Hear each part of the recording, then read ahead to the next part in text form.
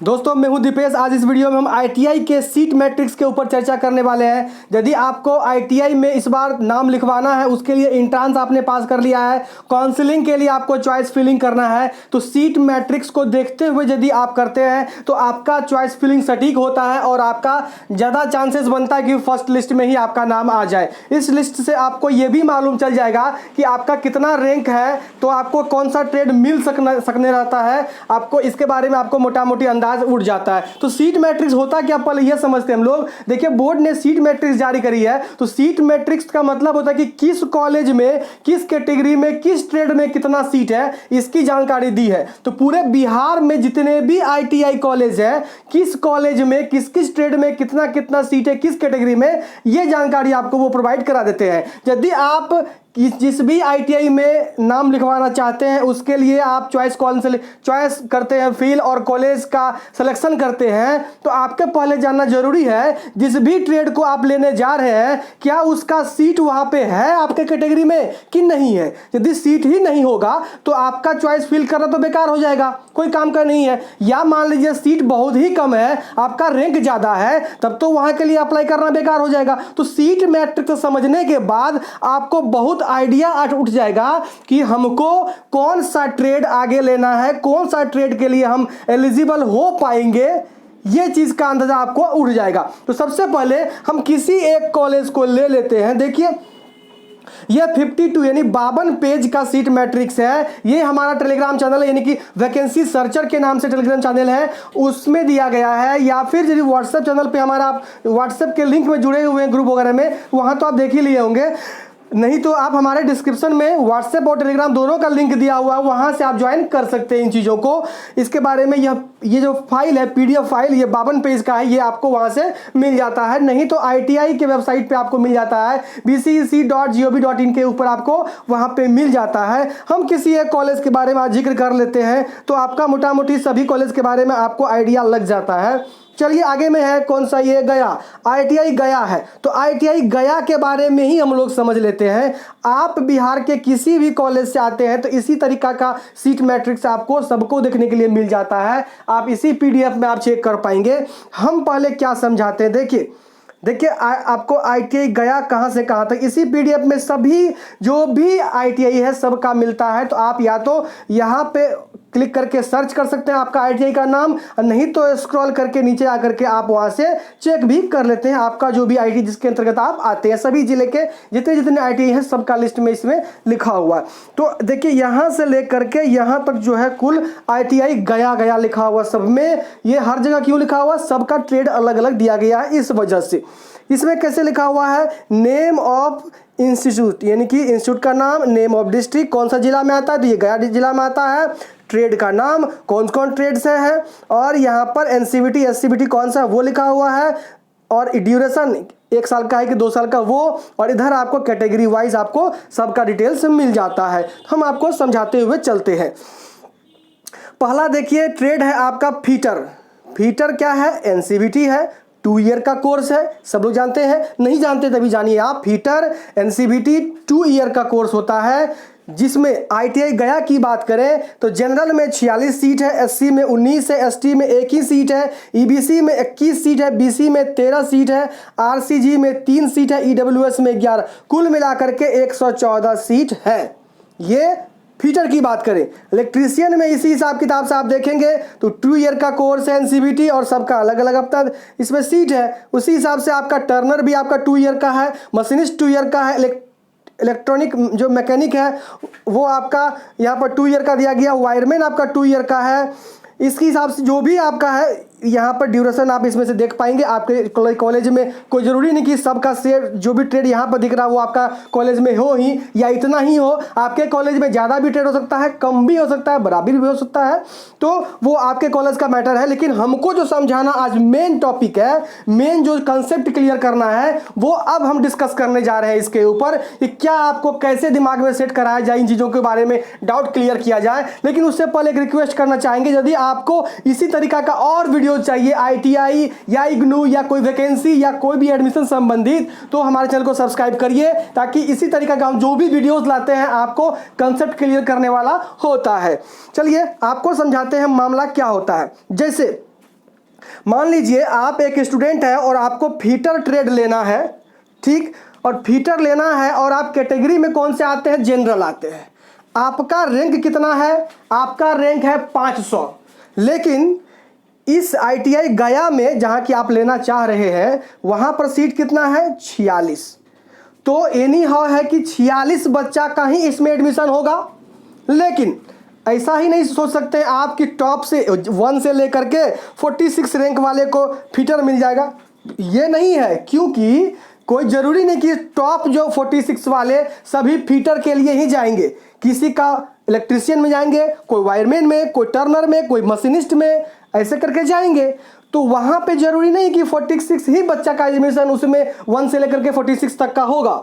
हाँ, लेकिन यदि आपका रैंक 500 के आसपास है तो आपका चांस कम बन रहा है। क्यों चांस कम बन रहा है, इलेक्ट्रीशियन, फीटर, ये सब ITI का टॉप में से जो कह सकते हैं ट्रेड वो आता है। यदि 10 बच्चा नाम लिखवाने जाएगा ITI में तो चाहेगा 10 में से 8 बच्चा कि हम फीटर और इलेक्ट्रीशियन ले। तो इसीलिए फीटर और इलेक्ट्रीशियन लेते समय कट ऑफ ऊंचा जाता है। यदि 46 बच्चा का इसमें एडमिशन होना है तो आपको इसका रैंक कहाँ तक लाना होगा, तो लगभग 100 के आसपास यदि आपका रैंक है, 100, 120, 150 के अंदर यदि है तभी आपको ये वाला ट्रेड मिलेगा, नहीं तो आपको मिलने में शक है। क्यों शक है, क्योंकि देखिए इलेक्ट्रीशियन, फीटर बहुत ज़्यादा लोग लेते हैं। तो मान लीजिए यदि 150 भी रैंक आपका है तो आपसे ऊपर जो 150 बच्चा है, 149 बच्चा है, तो 149 बच्चा को जरूरी नहीं सब फीटर में ही जाएंगे, कुछ इलेक्ट्रीशियन में जाएंगे, कोई मशीनिस्ट में, कोई टर्नर में, लेकिन वो सब में तो कम जाएंगे, इलेक्ट्रीशियन और फीटर में ज़्यादा जाएंगे। तो इसीलिए आपको उतना तक में आपको चांस मिल जाता है 150 के आसपास तक में कि आपको मिलने का। 150 से यदि ऊपर आप स्कोर करते हैं तब आपका चांसेस धीरे धीरे घटते हुए दिखता है और आपको वो ट्रेड नहीं मिलता। ये ट्रेड खास करके हम जो देखें बिहार में खास करके जो क्रेज है, किसी भी ITI की बात करें हम लोग तो उसमें इलेक्ट्रीशियन और फीटर ज़्यादा उसका डिमांड रहता है, लोग ज़्यादा करना चाहता है। यही यदि आपका अभी आप वायरमैन लेना चाहे, देखिए सीट इसमें 8 गो है जनरल में, लेकिन ज़रूरी नहीं कि आपका 10, 12, 15 के अंदर रैंक आएगा तभी होगा। यदि आपका 100 प्लस भी रैंक है जो कि लगभग 10 गुना 12 गुना ज़्यादा हुआ तब पर भी आपका इसमें आ जाएगा, क्योंकि इसमें भीड़ कम रहेगा। जिसमें भीड़ कम रहेगा तो ज़्यादा भी रैंक है तो आपको आने की संभावना बिल्कुल हो जाती है। इसके अलावा अब हम दूसरे कैटेगरी को लेकर चलते हैं, क्योंकि जनरल के लिए तो चांस सिर्फ यही बचता है कि जनरल का सीट है तो जनरल में ही जाना है। लेकिन यदि किसी और की बात करें, SC ST की बात करें हम लोग, या OBC BC1 BC2 की बात कर ले, उसके लिए क्या चांस है। हम लोग चलते हैं सबसे छोटा वाला तबका के ऊपर, सबसे जो ST कैटेगरी में आते हैं उसकी बात हम लोग करते हैं, जिसमें कि बहुत कम सीट है। देखिए ये वाला जो SC, देखिए ST का जो ये वाला लाइन है इसको हम लोग समझते हैं, बुझते हैं ST में क्या है। अब देखिए कितने सीट है, ST में बहुत कम सीट है। कैसा, फीटर में मात्र देखिए 1 सीट है, इलेक्ट्रीशियन में 1 है, टर्नर में 1 है। कुल मिलाकर के यदि बात करें तो कुल मिलाकर के इसमें आपको मिल रहा है ST में 5 सीट मात्र। देखिए 5 सीट ही ST में आपको कुल मिलाकर के मिल रहा है, और वो भी एक प्लम्बर में है 1 साल वाला में, उसके अलावा 2 साल वाला में आपको मोटर व्हीकल है, और 1 है आपको टर्नर में, 1 इलेक्ट्रीशियन में, उसमें 1 फीटर में।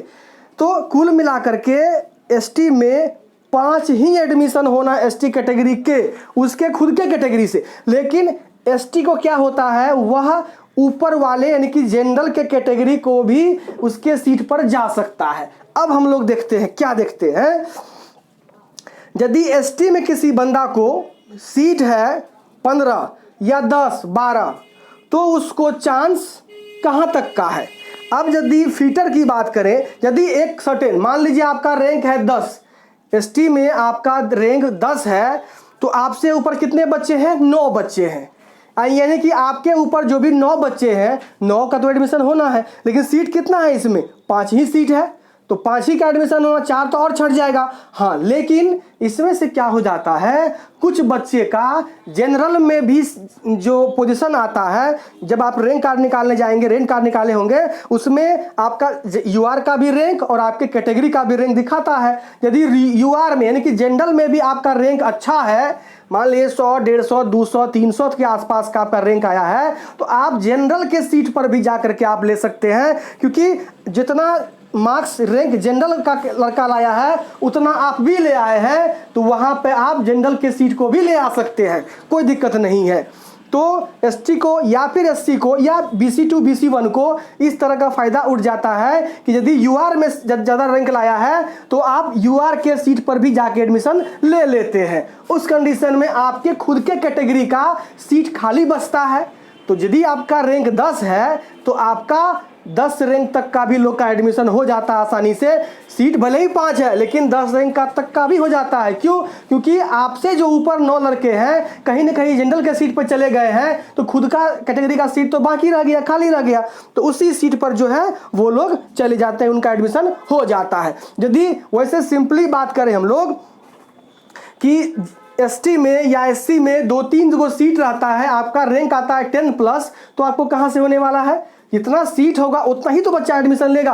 हाँ, लेकिन यदि आप क्रीम लड़का है, आपका रैंक जनरल में भी ज़्यादा आया है, तो लोग जनरल के सीट पर भी जाकर ले लेता है, या खुद का सीट में यदि उसको मिलता है आसानी से, बड़ा बड़ा जो भी ट्रेड है तो वही ले लेता है। क्योंकि हम बताएंगे आपको, सबसे टॉप में लोग का चॉइस होता है कि भैया हम इलेक्ट्रीशियन ले, फिटर ले, वायरमैन, टर्नर, मशीनिस्ट, ये सब टॉप का ट्रेड है। और मेरा माने हम जो सर्वे किए हैं उसमें इलेक्ट्रीशियन सबसे टॉप में, फिटर उसके बाद रहता है। लोग फर्स्ट चॉइस चुनता है इलेक्ट्रीशियन, पता नहीं सबको क्या हो गया, इलेक्ट्रीशियन उसके बाद चुनता है फिटर, उसके बाद ही कोई वायरमैन या मशीनिस्ट, टर्नर लेता है।